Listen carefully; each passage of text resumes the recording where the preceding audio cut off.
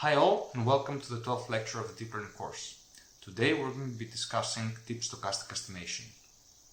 So deep stochastic estimation is very important when we have quantities that we want to compute, however they are intractable.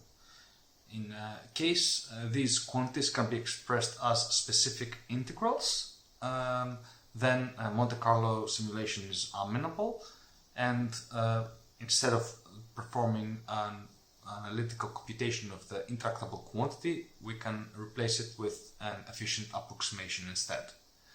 In deep learning we have many of those computations, so deep stochastic estimation is a very important tool in trying to make deep learning work. So in today's lecture we're first going to discuss introduce Monte Carlo simulation. Then we're going to discuss how Monte Carlo simulation applies in learning and specifically stochastic gradients. We're going to introduce Monte Carlo gradient estimation and last we're going to discuss bias and variance in these stochastic gradients. So how it all started? It all started with the Manhattan project around the Second World War. And the central figure was Stanislaw Ulam, who was part of the Manhattan Project.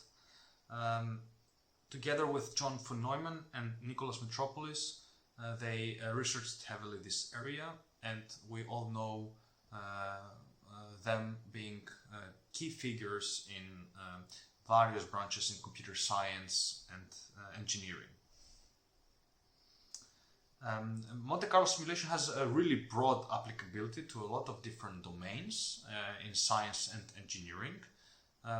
It's one of the most important class of algorithms out there, very important to understand it. It is used in high energy physics, it is used in finance, in all sorts of scientific and engineering simulations and computational simulations, as well as in machine learning and of course deep learning. Today we're going to focus on deep learning. But first let's give a motivation. Quite often we're interested in computing quantities, statistics like means or variances and whatever. And these statistics are on random variables. For instance, we might want to find out what is the average response to a particular treatment, to a particular drug, right? So this is random process in the sense that which patient is going to receive the treatment is random. The way that the organism will respond to the treatment has a lot of random elements. So there is very little determinism in there. We might want to find out what is the probability to obtain a very specific sum when throwing two dice. So for instance, let's say we're throwing two dice, what is the probability that I'm going to get a 6 in total? Or let's say we're interested, to bring it closer to home, into what is the average reconstruction in our VAE, and the VAE also depends on a random variable, that is the latent variable Z. Now, sometimes these quantities are easy to compute. They're either can be analytically derived, for instance, dice, or more often than not, these quantities are intractable, which means that they're either impossible to analytically derive, or it's just too expensive. For instance, for drugs, finding what's the average response to a drug, this is clearly an impossible target if we want to do it analytically. We cannot have a perfect drug response model. It's just too complex of a system. Let's say we're too lazy to enumerate over all the possible dice. In that case, we cannot go over all the possible sums like that. And okay, of course, for the case of a dice with 6 sides, that's pretty easy to do it exhaustively. But imagine we have a dice with 100 edges or 1,000 edges. Then things become much more complicated. And often we just have integrals that are super hard, like in a VA. We know that these integrals can be extremely hard to solve, and perhaps they are not even solvable in the first place. So in all cases, in many cases, we have such quantities that we would like to compute for various purposes. However, we simply cannot. So, what is a good way to find out what these quantities are? We can estimate them, and this is what Monte Carlo simulation does. So, in Monte Carlo simulation, we use random sampling instead of analytical computation. And while a single random sample might not be enough, so for instance, if we take a single patient and see what is the response to that patient, a response to drug for that patient, this might be very noisy. This might be not a great way to figure out if the drug is good or not. However, if we repeat the process many times, we can get a pretty reliable quantification. For instance, if we throw the dice many times, we can obtain, in practice, a histogram of how often each sum appears, right? So we have like 2 dice, and we throw it, let's say 1,000,000 times. We can count how many times we have a total sum of 2. So then the dice is like 1 and 1, 3, so 2 and 1, and so forth. By normalizing, we're going to obtain a histogram which is actually going to look very similar to the true histogram if we were to do an analytical enumeration of all the possibilities. More formally, in Monte Carlo integration, we treat inputs as random variables, and these random variables are governed by a probability density function p of x. And then we treat our output, our statistic, as our output, which we can obtain by integrating out over all possible x's. So we can compute our, we can rephrase our statistic as an integral of the function we're interested in, multiplied by the probability density function of x, and then integrating over all possible x. Now this integral is equivalent to an expectation because of the definition of an expectation, right? So this expectation is going to be one sampling from the probability density function of x, and the argument to the expectation is going to be the function of interest, so f of x.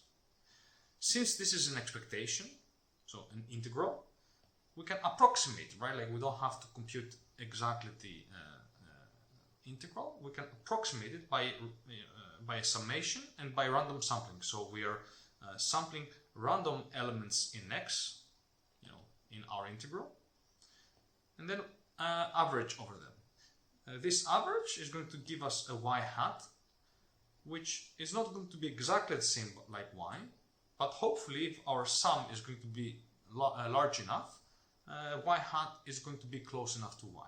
So y hat is an estimator because it looks like y, but it's not y. It only approximately estimates y. This is basically Monte Carlo simulation, Monte Carlo integration, Monte Carlo averaging. All these are synonymous phrases. And with Monte Carlo simulation, we are basically replacing complex integrals which contain 2 functions. One function is the one that we're interested in computing a statistic over, and the other one is a probability density function with which we're going to sample our probability space. We're replacing these integrals with an approximated a summation approximation.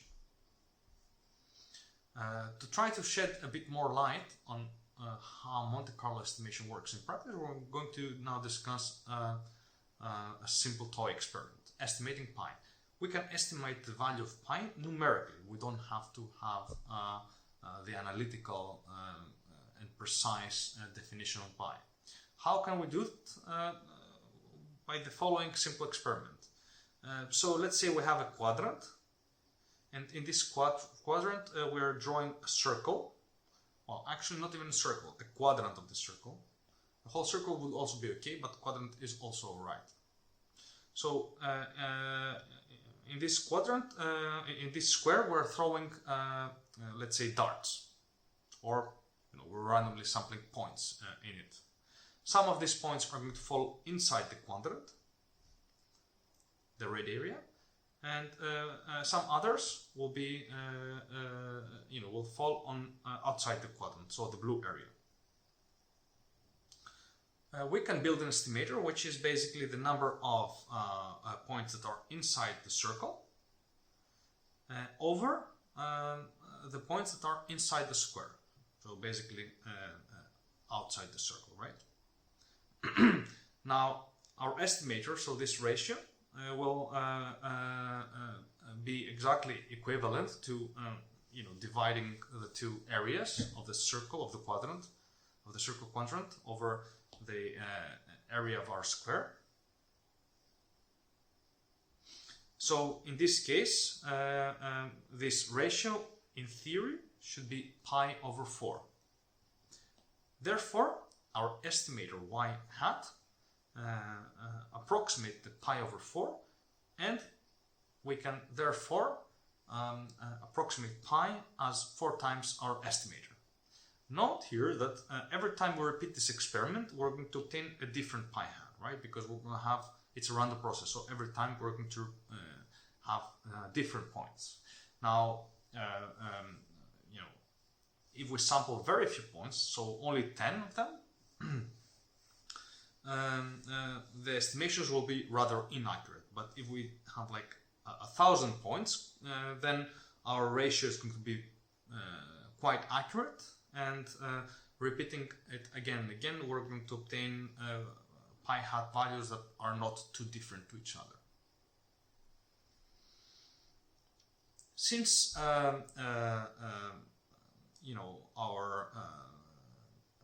since we're treating our output statistic as an estimation over a random variable x, this means that also our estimator is itself a random variable. This means it has its own mean and its own variance. And the higher the variance, the more this estimation will fluctuate. And to give a practical example, again, in the case of throwing dice, if we were to repeat the experiment with 100 draws, we're going to obtain one histogram. If we repeat the experiment again with 1000 draws, we're going to obtain a different histogram. Since these histograms are going to be differing in the heights of the bars, this means that if we do the experiment again and again, so we compute, we estimate again and again these histograms. These histograms will have averages per bar and variances, and the higher the variance, the more the histograms will fluctuate. Another important concept when it comes to estimators is the estimator bias. So an estimator is unbiased if in expectation, so when we draw more and more samples, the expectation matches the true statistics. So expectation of the y hat is exactly equal to y. If that's not the case, then we say that the estimator is biased with a bias that is equal to their difference. Clearly, when it comes to estimators, it's better to have unbiased ones, and the reason is that by doing so, we're making sure that our estimation is accurate. However, quite often, unbiased estimators are not possible, and we'll see a few examples with gradient estimation later on. In that case, adding perhaps a bit of bias is alright. In that case, we're trading tractability for less accurate solutions that we could have. It's important to remember, however, that when it comes to MC estimators, we have unbiased estimators because of the law of large numbers. So if we draw many randomly generated variables, in the limit, their sample mean will be the same as the theoretical mean. The standard error of the Monte Carlo estimator is also an important concept to remember. So the MC estimator again has a mean, is a sample mean, right? Sorry, and this means that depending on the number of samples we're drawing, so that depending on the number n, we're going to have a different estimation. The standard error of our sample mean is in fact equal to the standard deviation of our estimator divided by square root of n. So this means that if we draw more samples and we compute an estimation, we make an estimation, then we're going to have a more accurate estimation. So we're going to drop the variance right here. However, not in a proportional manner. So the deviation, the variance, reduce only by square root of n. If we draw 4 times more samples to compute the same estimation, we're only going to improve our error twice.